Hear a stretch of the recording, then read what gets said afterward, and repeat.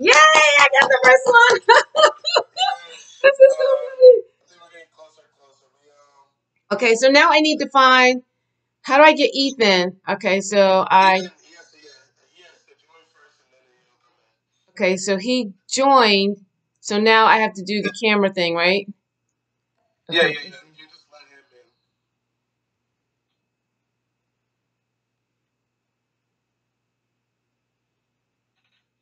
Yay!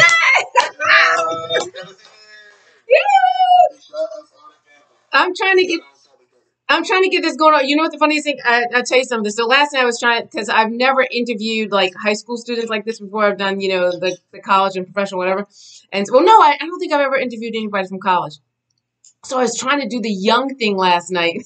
And you know what I did? I watched reels. I think I'm hooked. I was watching it the whole night. So first the reels and now this, the live. I'm feeling it. I'm feeling it.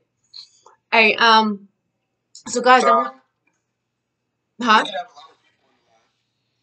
How do you get people in the live?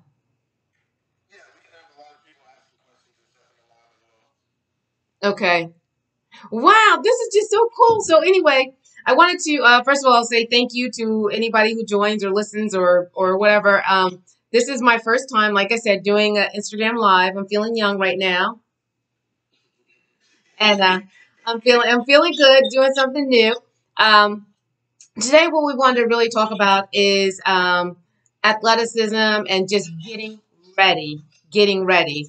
I'm here. I'm talking to two high school athletes right now that are also interning with Beyond My Expectations LLC. The vision is designed for athletes, but modifiable for individuals with challenges or opportunities. Social, physical, cognitive skill strengthening. I'm sorry. Let me go back again. Social, physical, cognitive skill strengthening designed for the athlete, but modifiable for individuals with autism, even along the lines of looking at the new, advanced, and returning athlete. There you go. I tell you, I'm so nervous and so excited because this is like my first time. So basically, what we wanted to do today is we wanted to talk about readiness for the individual. And the reason why I have Ethan and George on today is because what I don't know if they realize this, but they are really and truly an anomaly today. I was reading an article that continuously resonates with me in the Washington Post, and it was talking about student athletes.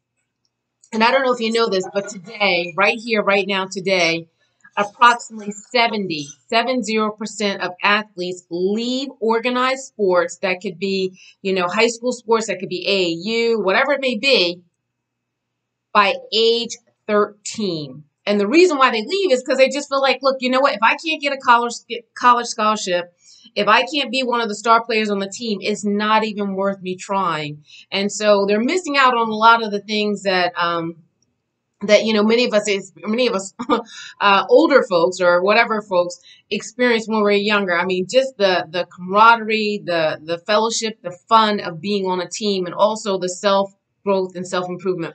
So what I wanted to do was I wanted to talk to George and Ethan today, and we're just going to have a conversation about sports and how do you keep it going. What makes it exciting and engaging. So, George, if you could just, George and Ethan, they've got bold personalities. Can you just tell us a little bit about yourself?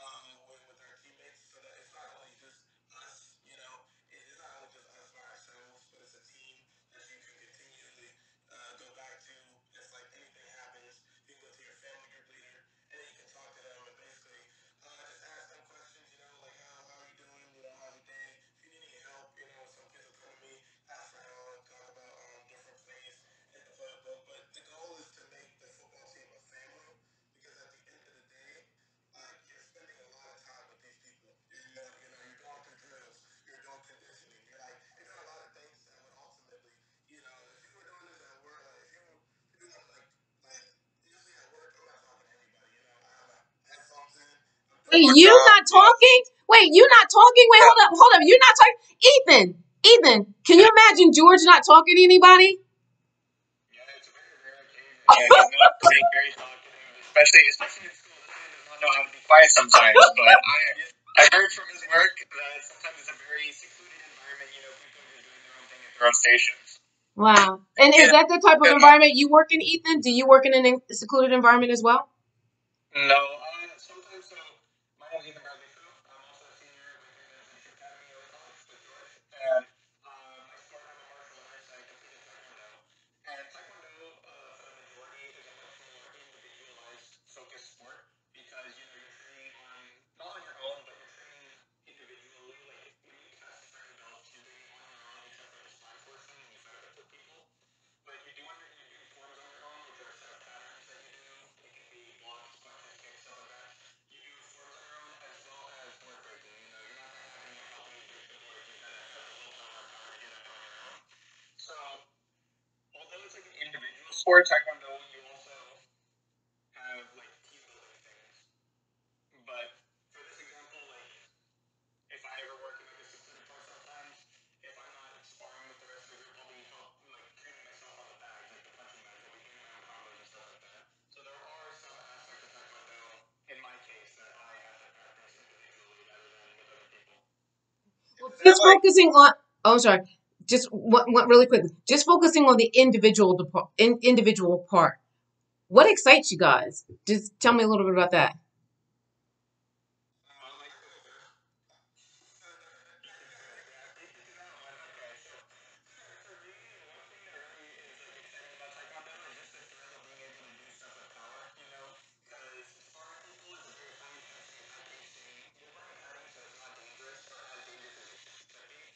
And the goal of the sparring is to turn in as many shots as you can, as well as trying to block as many shots like your opponent. And that, as well as sword breaking, really helps you show like the amount of power and technique that you have, and you can really just show off that stuff. So George, don't make him mad. Don't make him mad. Yep, because I experienced that firsthand. I was playing around with him and trying to throw little punches, and he was just parrying it from me. I couldn't even touch him. I'll tell you, all that training that he does, it does show. Really does show. Scares me a little bit. Scares me. But you got that muscle. You got that football build. Come on. What's your nickname? What's your nickname, Mister? That's not big at him. He can see the punch coming from any different direction, and then he'll just dodge it. It's crazy. I tried to see if I could hit his chest, and I just did some like light taps, but like he parried all of them. Like, I couldn't even touch him. He's untouchable. I don't know. He might be a master at himself. He What? might actually be a master. So Ethan, Yeah, you've but been that's what holding George out told on me us. back. When George goes all out, there's nothing that can stop him. I don't know about all that. I feel like Ethan's my biggest competition. Well, George, what's your nickname again? Mister Muscle. Yeah, big man.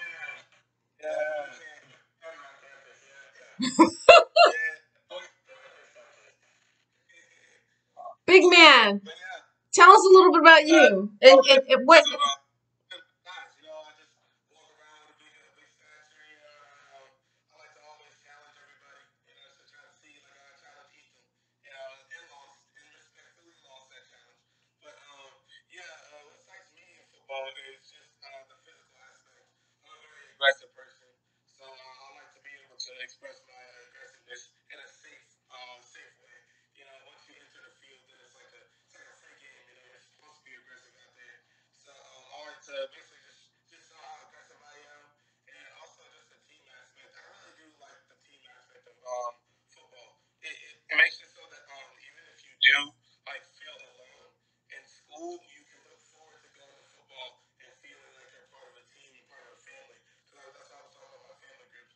Like like, even if you don't feel like you're being recognized enough at school, you don't have that many friends. As soon as you enter the football team, everybody's your friend.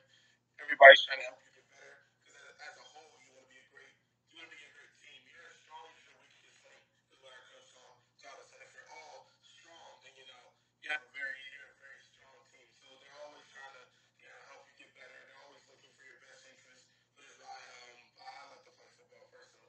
Do you feel accountable? Like, do you feel like you have to be your best for them? Yes, that's what I like to think of all the time. Sacrifices is important when you're doing football.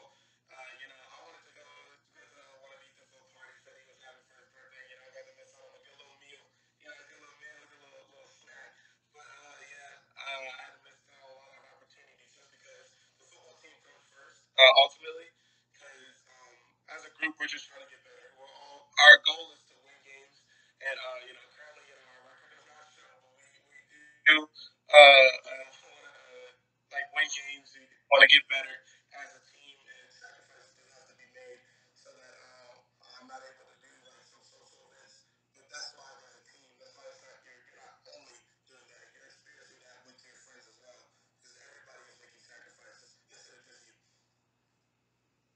Ethan, do you So feel is like that you what you make would say what makes sacrifices? the sacrifice worth it? Is because other people are doing the exact same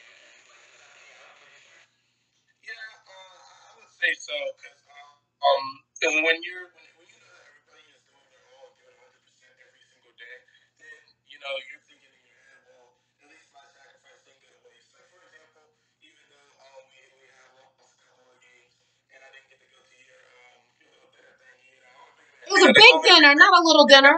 It was a big dinner Yeah, thing. I think that I really wanted to go eat that food, but instead I got to play, play a football game with my brothers, with my friends, and I think that and I'm not saying it's more important, but it builds, like I said, it builds a lot of character because then you're getting to you just be you're being best for the person beside you. That's what I'm always trying to do. I'm trying not to let down my teammates because I know in the end they don't want to have a bad season. I don't want to have a bad season. So either way, I'm gonna have to give my all, no matter how I feel, no matter what's going on. And that's what, in the end, that brothership, that friendship, it just pays off in the end.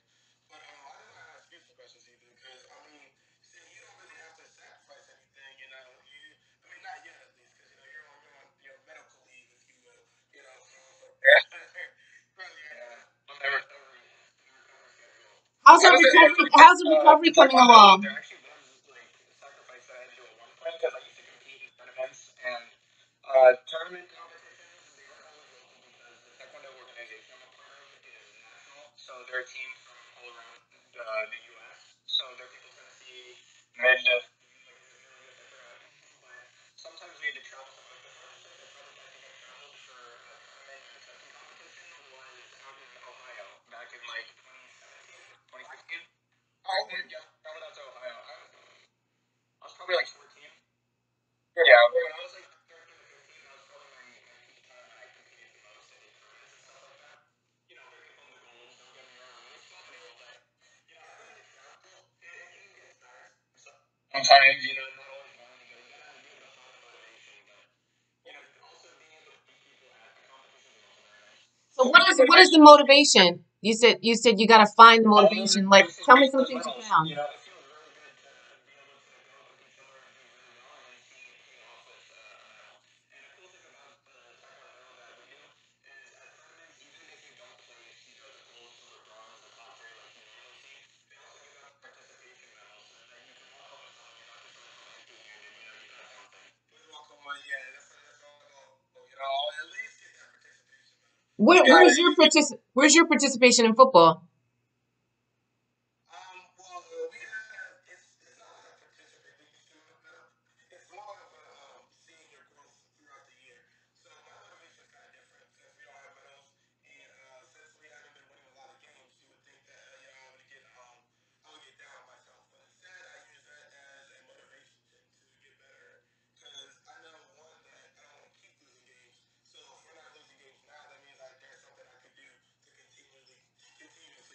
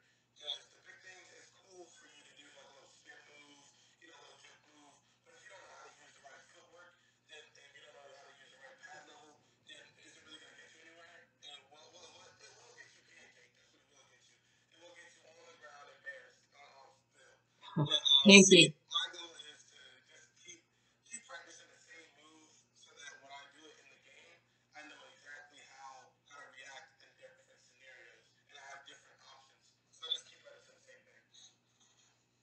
What about you, Ethan? Do you keep practicing? Oh yeah, Taekwondo is a lot of it is about repetition. You know, making sure that you got things, you got to act out. But it's also very situational because when you're sparring someone, you never spar the same person more than once in a row. Especially at competitions and tournaments, you're always fighting someone new, so you never know going in what their style is unless they're like well known and maybe like you control with how they fight. So going into Taekwondo sparring matches, you've got to be able to adapt to each situation and you've got to be able to try and overcome whatever like they might throw at you. Because you might be used to fighting people at your school that are taught to use kicking you. And then you might find someone at a national tournament from another school that is used to punching you or being up close. You can't really kick that person. So you got to be able to adapt and use your hands more, block more. And it's just very situational. So a lot of it is about both uh, like practicing and repeating your defense as well as offense. You know, you got to be very versatile. It's better to be versatile in Taekwondo than I know in football it's good for people to trade certain areas depending on what their position is. In Taekwondo, you got to make sure that you're able to cover like all their bases because if you don't cover a specific base, there could be one person that can be your Achilles heel, you know, your weakness, and they can just absolutely destroy you. So it's kind of good in Taekwondo to repeat and practice as much as you can. So when you say repeat And for practice, how many hours? yeah, that's not really. Yeah, so classes, so you can go to as many classes as you want. So it depends on how dedicated you are, obviously. And classes last for about an hour, hour and a half every day. So you can go for hours and hours a week. You can also practice on your own at home because some of the things like that don't require partners and stuff, like board breaking and swarms, you can always practice those at home. Like the swarms specifically, I know for our organization, they have uploaded videos on YouTube, so you're able to see a master doing them, and then you can practice the swarm with that video. And then for board breaking, you can either have someone that you know can hold the board for you, or you can get mobile board holders because they make those. Like board holders you can set up on the walls or the floor and then practice your breaks. The really hard one is sparring. Sparring takes up. There are some classes that are dedicated to like an hour and a half, 2 hours of just sparring. You can cycle out between partners and just spar the whole time. So hours wise, I'd say you can like people that I know do 1 to 2 hours a day sometimes, an hour a day for each week. So like 7 hours a week they're practicing. And that doesn't seem like a lot compared to other sports, because I know George specifically, he does football for like 3 to 4 hours a day as practice after school. But in Taekwondo, since it's not as head on, I guess, like it's not a big team thing, you know, you're not practicing plays to go against like team versus team. You can specialize in you can specialize in certain aspects. If you're struggling with something, you can bring it up to skill with for the rest of your stuff. Yeah, I know I asked a lot of questions for us, but I know we have a former Zumba instructor, here with us right now, and I want to know about that process because what I really thought Zumba was at first was just used to have a little dance contest. But what is it actually? What is it have? What is the parts of being a Zumba instructor? Well, one of the key things I learned with doing Zumba is that really funny is that each of the routines should be right around 3 minutes, and after 3 minutes, you can actually lose your audience's attention. So it has to be very high, very upbeat with regards to just engaging activity, but a lot of repetition. So you want individuals to master it so that they don't leave you, but you still have to keep it engaging and interesting so they keep coming back. You know what I mean? They're excited and they keep coming back. The biggest thing for me with Zumba was the planning portion. Like, how am I going to spice it up and how am I going to, make it a little bit easier and that kind of stuff, incorporating everything at different levels. And I think that, think about this. You have to teach the advanced, the moderate, and the beginner at the same time and keep all three engaged, all three excited, and all three coming back. Do you know what I mean? The last thing you want to do is see somebody sing on the side. So I think for me, the biggest thing with Zumba was really the planning process, making sure that it was exciting and engaging for all three parties. So I mean, I would practice a routine and I would learn it, but I would have um, like little things that I could insert and excerpt along the way. So the routine may not look exactly the way that I had planned it when I get to the classroom, to allow for oh, my battery's getting weak, to allow for other, to allow for me to be in the moment with my class and make sure that once again everybody was engaged at the same exact time. So learning different levels. But I want to ask you this. When you think of Zumba, you said you just thought of it as like a little dance contest and that kind of stuff. Do you guys do contests? Do you guys have like Yeah. contests and fun and stuff with what you're doing? Yeah. Like contests in our own sports, is that what you're asking? Like silly fun things. Like tell me some of the fun things that you do on the side. Oh, yeah, yeah, yeah. We as a team, we haven't done it recently, but what we do is we usually have like little family group competitions, and that's where the family group from over there comes in. And we used to play like tug of war, we used to play cat ball, which is like ultimate frisbee, but with football. And we used to have different contests that would allow us to just compete with each other and just have fun. Like for example, one year I was on a team that went undefeated in losses. Yeah, I mean, we lost every single battle, but we did have a lot of fun when we were going against everyone else. We played tug of war, we lost every single time. We played cat ball, we did lose. But we were having fun while we were doing it. That's the important thing, is that you're having fun. Because when you're just losing, you're not having fun. You're also not learning anything from that loss. You're just annoyed that you're losing. But we did end up winning one game. Actually, we didn't end up winning one game. We did end up winning one game. And it was at the very end when we put it all together and we actually created a plan. We actually went through the steps of trying to win. We were just having fun at first, and it's not a problem with just having fun. But after a while, those losses start to get to you, so you just try to plan something new. And we won that final thing, and even though everybody else was like, well, you're still last place, we were hyped. We were having so much fun. We celebrated. We floated that we won. We treated it like the biggest win of our entire career. But yeah, we do like a lot of different little activities that basically build each other up and get each other to be like a team and not just like an individual. When I go from that to the basketball here,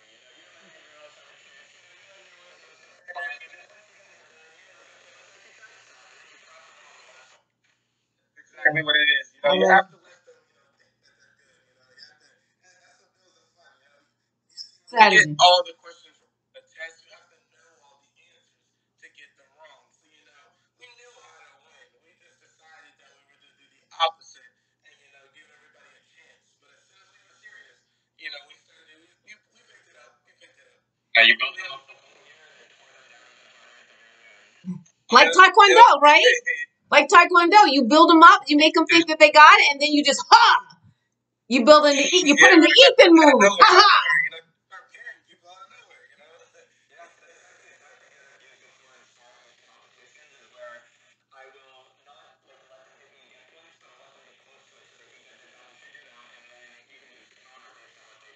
Yeah, But that's like chess. That's like chess. for like a fun aspect, one thing that we did for our demonstration team, we travel around locally, mostly, and do demonstrations to help promote our school, show off like what we can do as a team.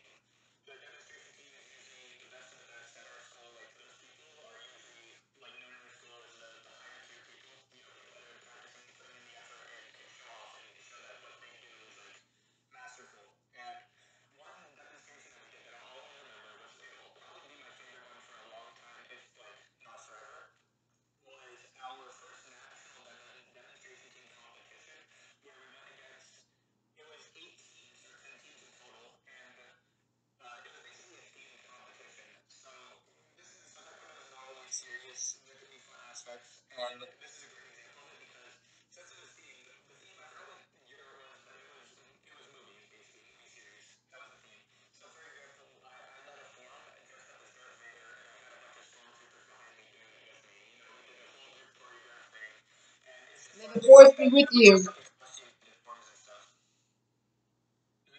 I say, may the force be with you. Yep. Funny that Ethan was Darth Vader. Not because he was the tallest man, was she? Yep, I was towering over everyone else, so. Hey guys, my phone is battery starting to die, so I wanted to ask you one question before we leave, and then we'll go into the next segment on team. And that is, as you know, I'm on the Business Alliance for Wake Youngmen's Leadership Academy, and that was how I was able to connect with you too. And one of the things that we try to encourage is the students to find different avenues or different pathways to look into as far as their long-term career. And we promote entrepreneurship. We promote, the different studies as far as science and math and fields in those arenas. But one of the things that I wanted to touch on, as I mentioned beforehand, a lot of people start to drop out of sports at a certain age, but that doesn't necessarily mean that they lose their interest or their passion for the sport. And when I was in Parsippany, New Jersey, we lost quite a few games, quite a few games. And so, but the athletes, the thing that the parents really stressed upon them was, what can you do in the sports realm that is not necessarily have you on the court or the field or, in the sparring match. And I just wanted to mention something to you. I wrote these on my cards, and of course, now I can't find my card. Okay, now here it is. So I wanted to ask you, do your coaches, do your teams, do you and your friends ever talk about other opportunities outside of playing the sport? Just to give you an example, I don't know if you knew this, but NFL statisticians, the ones that keep the scores, okay, for the game, they make between $71,000 and $130,000 a year. I didn't know that. Okay, Yeah, and they're making some nice things. an IFL Yes, player, like an indoor football player, they make $250 a game to $500 a game, and they make $37,000 to $50,000 a year. Okay, this is sometimes the entry to the professionals, to the pro leagues. You said that was for indoor football leagues? Indoor football league. And I apologize, I didn't get anything on Taekwondo. I just did football, but I can do something on Taekwondo next. But the other thing that I wanted to mention, and George, this kind of goes, Ethan, this goes in with the cognitive plan, the overall understanding of the game. That's what I want to say. The overall understanding of the game that you were talking about, George, understanding the peripheral and everything else. How much do you think an NFL referee makes? NFL referee.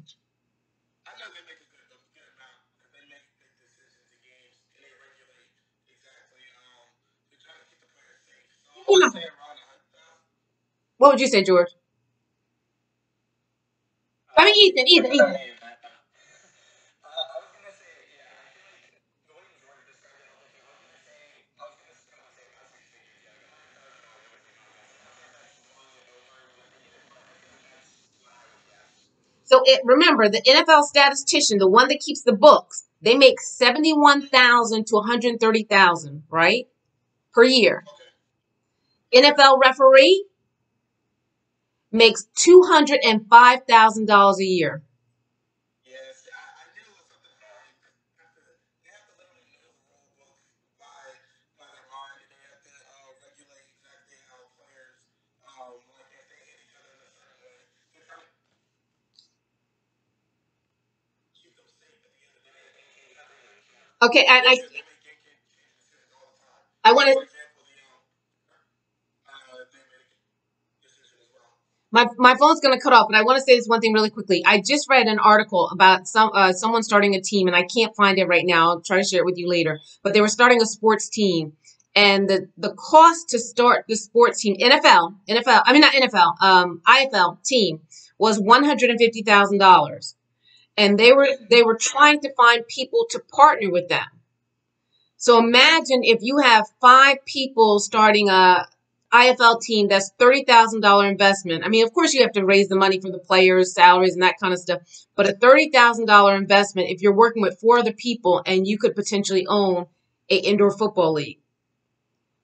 I say this once again to really emphasize what we do as board members. As Business Alliance members for Wake Young Men's Leadership Academy, is that we want to continuously stress that we know that you like this particular arena. We know that you like sports, or we know that you like math or science or whatever, but make sure you're looking at the totality of what it is that you're interested in, not just that one avenue, because there may be something where your skills, your interests, your experience, etc., ties into something different. I'm not saying it's bigger or whatever, but I'm saying different and even better suited for you.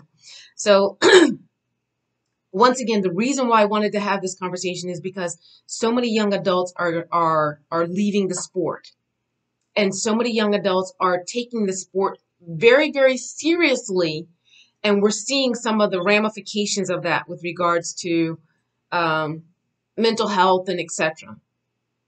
And that's why I wanted to talk about the lightheartedness of it, the attention to detail and the practice and the commitment that's required if you're going to be a success, and also just that it can be fun and rewarding along the way. So Always had fun. yeah. Always had fun. So what's Ethan's nickname? I mean, yeah, Ethan's nickname. See, his nickname is the Parrier. So just because he knows how to parry everything I throw at him, and it just annoys me, and I'm trying to get past it, trying to grow, trying to get better. Yeah, he's always trying to re-challenge me, but I'm not gonna do it yet because he still needs to get like to a point where I feel like he can actually hurt me, you know. But right now he's not there, so I'm gonna train a little bit more until I get to this point. So I gotta keep training. So Ethan, are you doing your low game like with him, like you do with the Taekwondo? Sort of, yeah. So he'll just throw a punch in, and then I'll basically just redirect that, basically redirection. And he's trying to figure out how to get past it because he's not throwing real punches. Calm against fine. But one day we'll probably try it. He'll have like a big sparring match one day, and that's gonna be a fun time. That's gonna be a fun day. That's gonna be a real fun day. So tell me something else, guys. Just tell me anything. We have a few more minutes probably on my phone, but tell me something else that you thought that we should talk about, or I think we should talk about the motivator that you are. That's the nickname. I thought about it. The motivator. You just motivate us to do great things. We've gotten here. We've gotten to be able to do interviews with different people and just be able to adapt to different situations based on either the time, the amount of people that we have, uncontrollable. So you just motivated us throughout this whole process. It is allowing us to stay calm and that we can always continue to push forward. And I just wanted to, that's why I was thinking all night about the nickname, and it just came to me that you just motivate us to do better. So I think the motivator is what your nickname is going to be for me.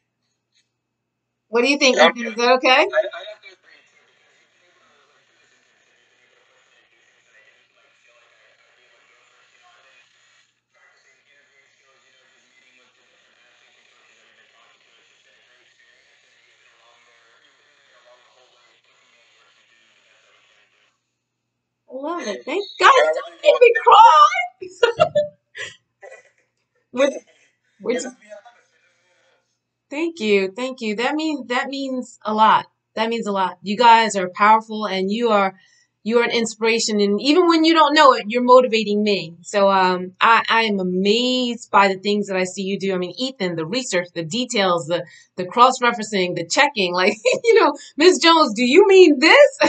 And making sure that I break it down and put it in the right wording, or the wording that's understandable and applicable to more people or a larger audience. I love the way you paraphrase things. And once again, like I said, your research and your details and your insight, and just always taking things to the next level. George, you are my I will say you are my comedy. You are my lighter side of things. Like you help me in some ways when I'm like, okay, what about, and you just do something and it just makes us all laugh and joke and etc. But your attention to details with regards to the marketing and the larger picture, the bigger picture, your audio visual skills and what you're starting to do with the videos and everything like that. You are really on fire. You inspire me. You excite me. And what is that you're doing with academics right now? I just athletic salary of the week. It's just a little something. It's all cheap. It's just a little something. And I don't want to say too much. It's just a little something that I had on there. Just something to do. This guy here being humble, just giving things. He can't help it. That's just his nature, being humble. when Gotta you help look everyone. when you look at Wikipedia under humble, you just see a picture of George. Me and the hair, me and my smile. You're doing some new things with the hair too. I'm looking at it.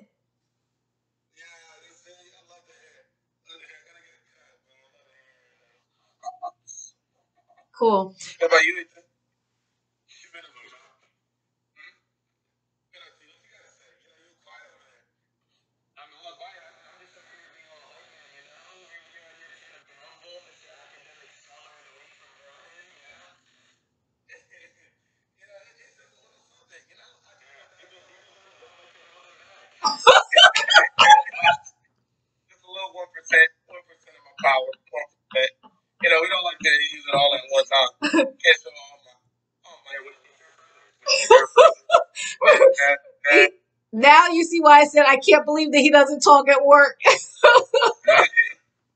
He was trying to convince me that he was shy. I just want to be nice to Ethan because Ethan's breaking boards and stuff. I don't want to get Ethan upset for nothing. Whatever you want, Ethan, you can have two of them. Break.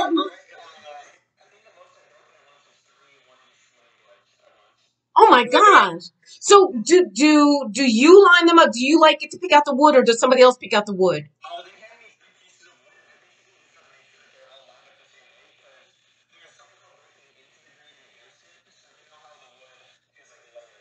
Mhm.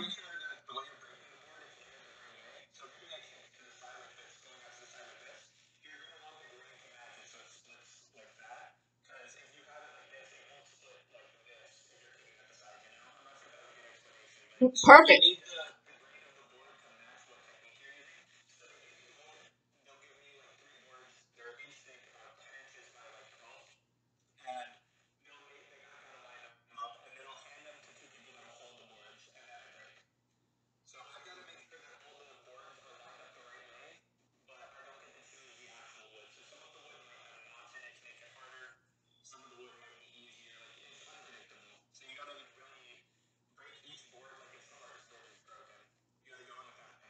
And all three are breaking at the same time. It's not like click, click.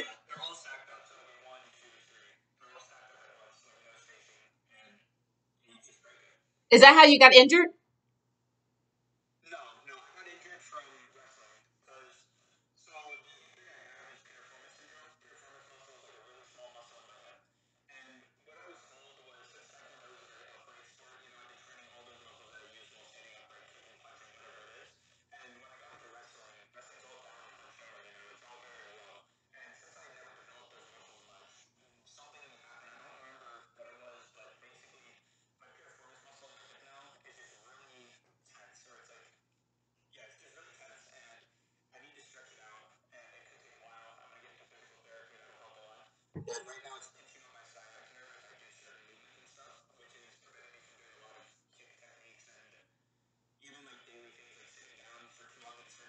Yes. Yes, yes, yes, yes. And does your leg start to get stiff or numb or tingle or anything once you sit for too long?